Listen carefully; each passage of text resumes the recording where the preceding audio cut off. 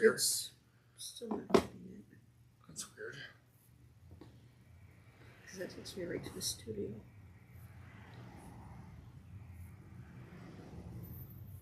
Oh, hang on. Maybe it's... Good morning, guys. Welcome to the Toad Hall Morning Show. Good morning. Per usual, we got a lot of good stuff. We got birthdays. We got day of the week.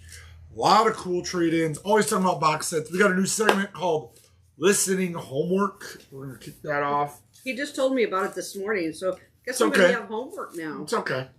I just found the album I want to homework. Oh, cool. Well, what do you got for us? I got records. Can we move this just a little? What is that? Oh, that's that refrigerator. Oh, so birthdays. It's I even checked 2 days. It's like rather slim. A little slim on the birthdays. Well, first off, up on the list, of course, is Thad Jones, who obviously is not with us any longer. Jazz saxophone. So it was his birthday, 1923. Here's a big one. John Evan, from a keyboard player from Jethro Tull. I love this album. It's classic. It's very classic. What do we have on that? So it's like $15 for Aqualung. Mylan Williams, keyboard player. It's Keyboard Player Day, apparently, from the Commodores, 1948 to 2006. Here's the Commodores' greatest hits.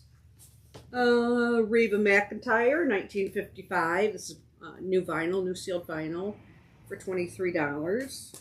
There are some that we didn't have in the store. So Salt from Salt and Peppa, real name Cheryl James, born in 1966. Rodney Atkins, country music. We don't have any of his stuff either. No. 1969. And I could not find it. It might be in the back room, but Lady Gaga. That's the big one for today. Oh, dang. Yeah, born in 1986. Yeah, we should have Chromatic on. I can't believe that she's only 3 years older than my son. I mean, 1 year older than me. Yeah. Wow. She's doing a lot better than I am. Yeah, a little bit. So we had to jump to tomorrow's. And here's a huge one. Astrid Gilberto, born in 1940. Another great classic jazz album. Everybody should have that in their collection. Yep, Astrid Gilberto. Oh, is she not on this one? It's Gilberto, yeah. Well, it's not her, though. It's not Astrid. Oh, it's John. Sorry. John. Whoops. Pulled the wrong record. Wrong Gilberto? But anyways, great album if you don't have it. Yeah, you should still own that one. We'll just flip right through it. And tomorrow, Robert Gordon. He died last October. Oh, yeah. Yeah, so he played, and I've never seen any of their music. He played in a band called Tough Darts. So if we ever get any Tough Darts, I have seen those. That would be him. And this is going to be my homework, I think, for next week. Oh, yeah? You're going to jam on that? I am. Let's jump right into my listening homework then. Okay, so we both have homework. I should have done it. I should do listening homework at the end, though. Well, I just did mine. I'll put it at the end. That okay. Makes more sense. All right, trade-ins. Good morning, everybody. Crappy's on. We got us on the big screen. Oh, my gosh. How cool is that? Can you see that my eyebrows need to be plucked? We'll get into some trade-ins here. Look at this. They Might Be Giants record store day. Never even been opened. Someone traded this in. Because we sold out of this. This is from Black Friday 2018. Hand numbered to 1,000. Wow. 180 gram crystal clear vinyl. Only $23. I think I just listed a couple of their CDs too. For some reason. OMD, best of OMD. OMG. $40. We got $40 on this. If you're an OMD fan, you know how hard it is to find their stuff. This one's got the original hype sticker and the original shrink. That's a good album. Check out this cool Beatles bootleg we got. Oh. It says Nems Records on the back. Strawberry Fields Forever. Got $75 on this. Of course, it's a bootleg, so they don't get a ton of. You get, that's what you get for a label. Right. Kirby says he's super excited for the Meteor box set and RSD items. Got 21 items on my list. 21? I can honestly say I don't think I've looked at the whole list yet, because in about a week or two I'll be pulling my hair out. It's different when you work here, because it's like we do all the ordering and then I just ignore it until it shows up. Right. And then I worry about it. Beatles Bootleg 75. I don't think I've ever had this record. This is Of Monsters and Men, Fever Dream. It's only $20. Came in used, clear with pink splatter. Oh, is it sealed? Oh, it's open. Oh. We can show off the clear pink splatter. Want to show it off? Yeah. Back is it should. Yeah. All right. Let's see what this clear with pink splatter looks like. Oh, looks like somebody spilled their Pepto-Bismol bottle on. Pepto-Bismol splatter. It is the same exact color. I like it. Soft Cell. Tainted Love. That's a good song. It's got like 5 versions of Tainted Love on it. So translucent purple. Is it an EP? No, it's got 3, 6, and then a bonus track. It's got 7 songs on it. You know what? The sticker isn't on this. It's like the sticker fell off. But it is a bunch of Tainted Love, huh? Yeah, it's all different Tainted Love versions.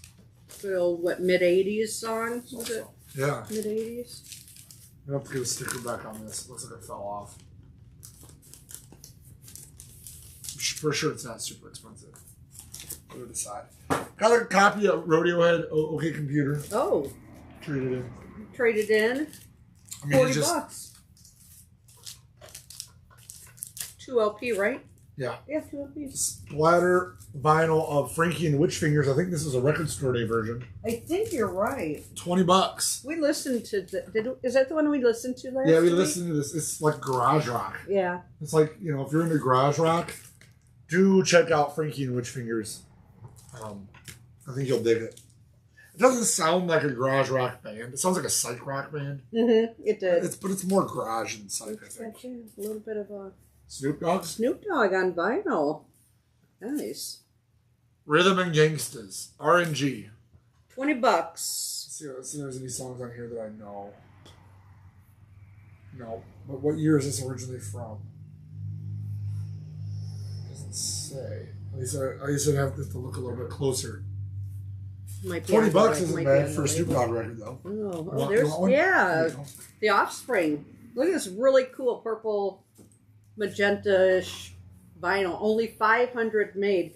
Let the Bad Times Roll. Only 500 made? So they made that record on like 8 different colors. Oh, okay. And there's only 500 on purple, because I think that purple was like, I want to say it was their website exclusive, or it was exclusive to something.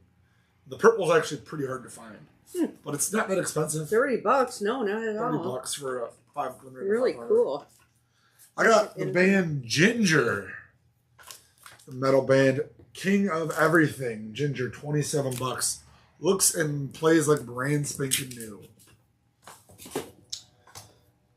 Here. Good. Korn. Now this one was a website exclusive. This is the newest Korn Requiem. And it's hard to tell, but it's a burgundy and black splatter. Let's see if I don't know if that's going to show up on the camera. It's real dark. It's lagging a little bit, so I don't know. I can't tell. That is a Korn store exclusive, $30. So it had to be purchased on their website then? Yeah, you had to buy it on their website. You want to take on the Sir Lord of Baltimore's? Since we listened to those two? I don't know Sir Lord and the Baltimore. Is this the one we listened to? I think we listened to this one too. Anybody know Sir Lord Baltimore? Is this the one that was, I could take it or leave it? Was this the one that we're like, yeah? No, I think that was the Freaking Witch Fingers. So this one sounded like... Looks like it's self-titled. This one's like, these are like 70s rock records. $25 on that one. They sound like Jimi Hendrix, Grand Funk Railroad. Oh, that's that band. Okay. Who else? Black Sabbath. All kind of pushed together. That's an odd combination. Yeah, I mean, it's like 70s, your 70s rock. These are reissues, obviously, because this record originally came out in 71. That one, I think, came out originally in 1970. This one's called Kingdom Come at $25. But if you really want to trick your friends and put something on, and they don't know This is buy these. I'll never figure out who it is. And they'll be like, man, it sounds like that's a good hidden gem there. The Sir Lord Baltimore's. Is that a bootleg? It is. You want it?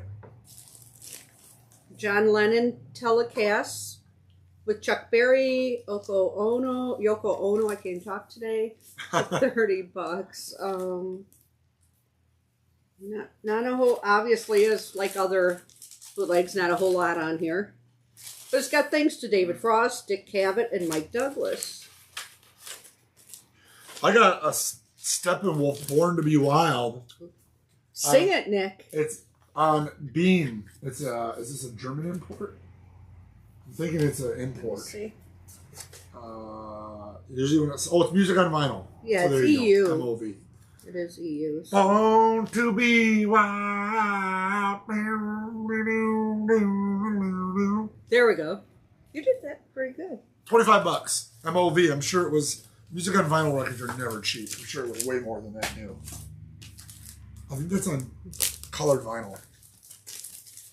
You think it is? Let me pull it I out. bet it's on silver or clear. Whoops, I accidentally pulled out the... She's got 21 Pilots vessel. Oh, it's kind of a silverish... Kind of... Well... I would go... It's like a light silver color on this. It's almost transparent. Oh. It's sort of transparent. Ooh. Silver. But not quite. So how much is on that one? $16? $16. $16, not expensive. How about Cars Candy-O? $20. Let's go. Since I held you, it's all I can do. Double Life. Candy-O, Night Spots. That's a good record too. That's a good classic. I want to see the color. Oh. Ooh, that is crystal clear. I can see right through that. I like that. Okay. $20. Apparently, $20. I've never put a record back in a sleeve before because I'm struggling here. You want Alabama Shakes for $20? Let me get my stuff together here. I'll swap you. Alabama Shakes, 2 LPs. Sound and Color. What? What's their second? Oh, there it is. 20 bud stickers down here. $20. Yeah. What year was this? 2016 or 15? Yeah, it's probably about right. It's either 15 or 16. Yeah. It's too small for me to figure out what that letter number is. All right. Rare record of the day. We got an original Eric Clapton Slow Hand Mo-Fi, which we have ultrasonically cleaned. Cover's got some wear. I mean, it's got some bin wear on it. Record is probably VG Plus. You know, it's got a little bit of dirt kind of on the label. Record's actually surprisingly clean. It had one scuff that was really light. Otherwise, it would have been a mint minus record. Wow. But record's in way better shape than the jacket is. But $90 if you're collecting old Mo-Fis, that's one you might want to pick up. Speaking of new Mo-Fis, this came in yesterday. Ooh, it did, huh? Mm-hmm. Love Forever Changes. This is a 2 LP Mo-Fi. 2 LP 45 cut? It sure is. It's 45. It is 45 cut. $61. That's a decent price point. That's like $30.50 an album. You know, those were going for hundreds of dollars during COVID, and now they're back down to normal price. So if you guys need any, I think we got them on the website right now. You can swing over and pick them up. I see a box set. I finally got the Roger Waters Amused to Death 4 LP box. Isn't that on hold for somebody? We had 2 of them. Okay. So they did this in a 2 LP set, 33. Then this is the 4 LP 45 set by Analog Productions. Finally got these back, or I've never had them before. Right. Finally got them in stock. The price is surprisingly reasonable at $135. And you said it's 4 LPs? It's 4 LPs. It's a big old That box. would be an interesting, that would probably be a good album to have, or a good box set to have. And then on to the box sets of the week. Oh, this one we've had before, I believe. Well, yeah, we just, you know us, we like to show off box sets, because you guys like to see them. For all of the jazz people out there, some Ornette Coleman. It's got Something Else, the music of Ornette Coleman, and Tomorrow is the Question, the new music of Ornette Coleman. $77 on Craft Records. Let's see if it says anything. So this is 70th anniversary series. All analog. Mastered by Bernie. And it's reasonably got a priced. 32-page booklet in it. It's also featuring Don Cherry, Red Mitchell, Percy Heath, Billy Higgins, Shelley Mann, and more. So a lot of other great jazz people playing on this set. I'm surprised this thing hung around as long as it did. $71, you said? 77. Oh, 77 But still. it's still a nice craft box set, 70th anniversary. Yeah. Does it say what year it is? What years these are albums are from? It doesn't.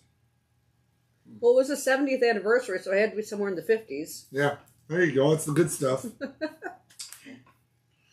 And second box set for the day. Grateful Dead Dick's Picks 33 from 1976. Yep, October 9th and 10th of 1976 in Oakland Coliseum Stadium, Oakland, California. These are limited to 6,000. Who are they numbered? Oh, yeah. This number 3915.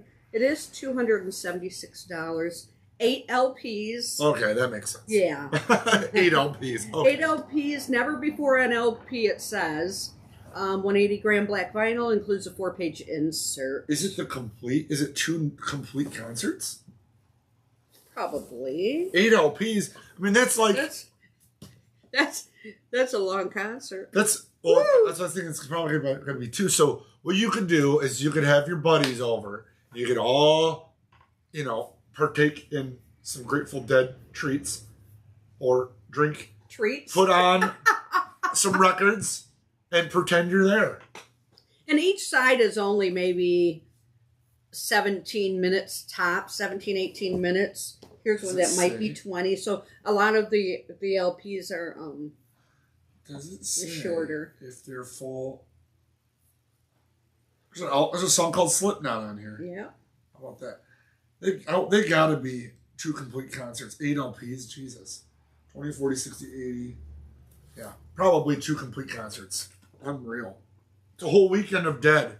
You could have your buddies over and pretend you're there. $276 seems like a lot until you realize that's 2 complete concerts.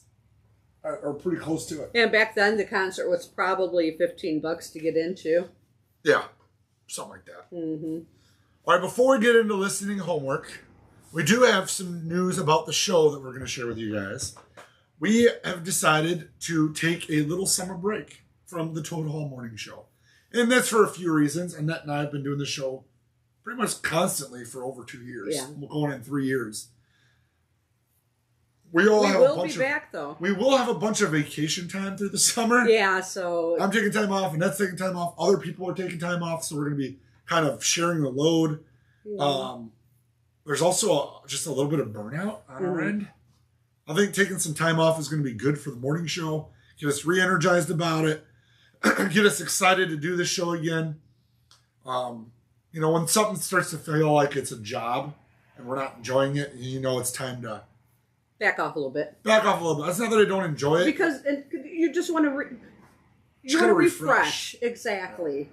Yeah. And we have some good ideas, and I think a lot of the new segments are doing well. And our viewership is holding up great. You guys have been awesome. Like, our viewership is still holding on strong, so it's not really the case either. It's summertime. And right. So we'll wait until after Record Store Day, obviously. So we're going to have... April will continue. Yep, we have 4 more shows in April. And then our final show will be 2 days after Record Store Day. Okay. Which is the 24th, I think. And then in May, we're going to be gone. 24th or 25th. Yeah. Yeah. It might be the 25th. Yeah, just with vacations coming up and trying to maneuver all that. And, Nick likes to take half the year off in the summer, so... So we're going to take a little short break. A lot of people on the... Yeah, Mike, exactly. Yeah, take a little short break myself. So summer's a good time to do it. Yeah. Our business is seasonal records. Obviously people are indoors throughout the winter.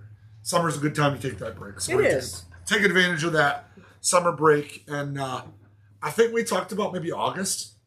We don't know. We'll see, because August is probably the time I'm going to be taking off. Well, then because maybe I think a lot of June and July is already taken up. So I usually just... It could be mid-August. It could be early September. Who knows? If Paul has to have surgery, I don't know. I'm going to probably end up being at home a bit. Yeah. More than normal, so... So we're going to take a little bit of break. Yeah. But we're here for 4 more shows. We got all of April. We're going to go all the way through Record Store Day and after. So we're not going away right away, but we did want to let you guys know that we're going to kind of be taking a break here in the summer. We'll still always be here on the phone. So. Yeah, the store's still going to be open, same hours, same everything else. We're just, the show is going to take a little hiatus. Yeah. So. In May.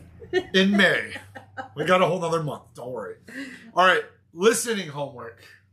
I got to find mine. Annette's listening homework, she revealed earlier in the show, is Robert Gordon. Because it's his birthday tomorrow, and I didn't know we had this album. And it's rockabilly. Exactly. So Annette's going to... My listening homework, well, I grabbed this record, which is the Fitz and the Tantrum live in Chicago, which, obviously it's Chicago. It's early Fitz and the Tantrum, so I really like it. $23. If you're not into live records, it's basically this whole record live. Oh. This is the first Fitz and the Tantrum record. Picking Up the Pieces. Came out in 2010. 22. Wonder what year this is. 13 years old already. This is on red and blue split colored vinyl. It is a reissue that they did a few years back. 2022 for this one. Yeah, so, but it's all the early stuff that's on this record, that's on their first record. If you like Hall & Oates, if you like a little bit of that retro 80s feel, there's a little bit of that.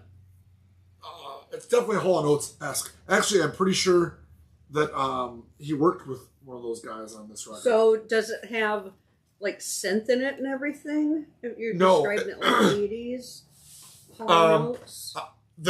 Well, Hall & Oates isn't really synth heavy, right? No, not really. It's but more, it's getting to that age there where more of it's being introduced. correct. That type of music. It's that kind of pop, vocal, sing, full band. It's really a phenomenal record. Everybody that works here has bought this record. At least all the people who were here in 2010 all bought. This was like the biggest talk of the store back in the day. So this is what I consider a must-own for anybody looking for stuff. Do your homework this week is listen to the first Fitz and the Tantrums record. It is very different than their radio hits, like Hand Clap. So that's their first self-titled?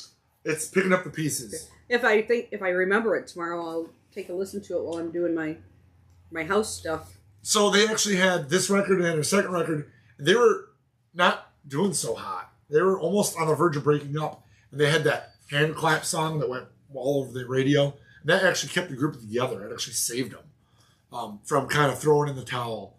Because they were having a tough time with this, at the time, neo-retro feel. It's kind of a 80s, 50s throwback song, vocal thing, full band deal. Fitz and the Tantrums, Pick Up the Pieces. It's really good. They're classifying, so they're from Los Angeles. Yep. Indie pop / neo soul band. It's neo soul.